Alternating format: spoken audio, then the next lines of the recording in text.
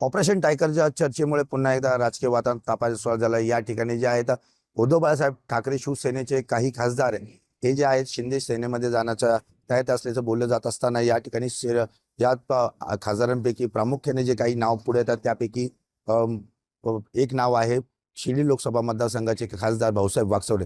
आता आपण भाऊसाहेब वागचौरे यांच्या कार्यालय या ठिकाणी आहोत. या ठिकाणी आपण कार्यालय बघतो आहोत. या ठिकाणी सुखसुकाट पाहायला मिळतो. नेहमी या कार्यालयामध्ये या नागरिक असतील, मतदारसंघातील अनेक कामांचे जे नागरिक आहेत या ठिकाणी जे मोठी चेलपेल बघायला मिळत होते.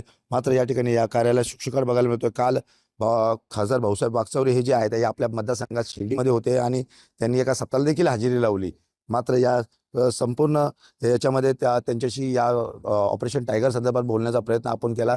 मात्र त्यावेळेस फक्त केवळ मौनता सर्वत्र साधारण म्हणून या ठिकाणी त्यांनी जे आहे तर कोणताही उत्तर या ठिकाणी दिलं नाही. आणि अचानक सायंकाळी 5 वाजेच्या सुमारास ते आहे जे दिल्लीकडे रवाना झाल्याची माहिती समोर आली. आणि आता शिवसेना उद्धव बाळासाहेब ठाकरे गटाचे काही खासदार हे दिल्लीत असल्याची माहिती सध्या समोर येते. त्याच पाठोपाठ राज्याचे उपमुख्यमंत्री एकनाथ शिंदे देखील दिल्ली दाखल झाल्याची माहिती जी आहेत मिळते आहेत. अशी चर्चा देखील सुरू आहेत. नेमकी या संपूर्ण परंपरा या ऑपरेशन टायगरच्या चालता भाऊसाहेब वागचौरे यांनी मौनता साधारण हे नेमकी का वापरलं, त्यांच्या या मौनाच्या मागे नेमकी काय दडलंय, आज दिवसभरात नेमकी काय घटना होतात हे पाहणं महत्त्वाचं ठरणार आहे. जय सावंत, जय महाराष्ट्र न्यूज करता शिर्डी, अहिल्यानगर.